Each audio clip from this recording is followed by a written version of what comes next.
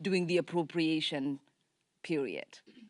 Why do they think this is the time to have these conversations about cuts when we are desperately trying to avoid a default and not just doing a clean bill and having these conversations about cuts when it is the appropriate time? Because as Representative Barbara Lee said, they don't have the votes for that. We know that the only reason they were able to pass the bill here is Kevin McCarthy was very clear to his caucus or conference by saying, don't worry about the substance. We just want to say we did something, and we want to hold it over their heads. Many Republicans, if this was a real bill, would not have voted for it.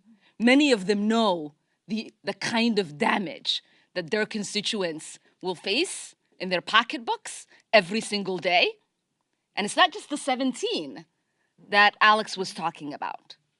So many Republicans would not be able to go back to their districts if this bill that they passed out of the House became law. That's right. Yeah. So you need to ask them, why do they sell this as a non-substantive bill that Republicans had to worry about? And why is it that the negotiators that McCarthy is sending, like McHenry, are saying, we're not negotiating on anything. The only thing we're willing to give Democrats is the fact that we are avoiding a default. That is not negotiation. Negotiations are give and take.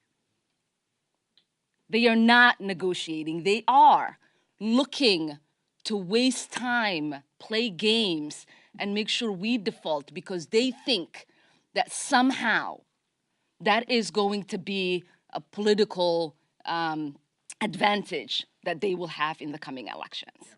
The reality is, Americans are not going to forget and forgive them if there is a default.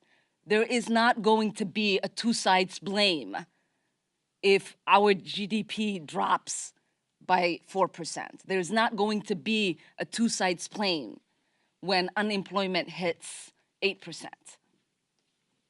And you have to make sure that you're asking them the questions that you're asking us, because they are the ones that are in charge of producing a bill that saves the American economy.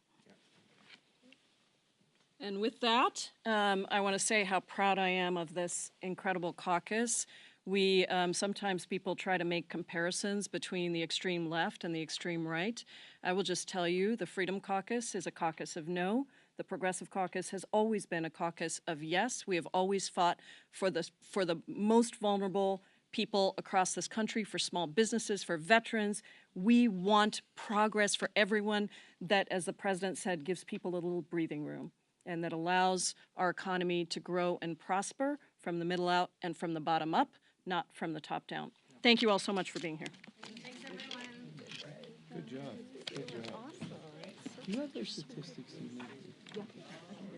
You want my thing? Yeah. I think we're sending some of those out, but there you go. Thank you.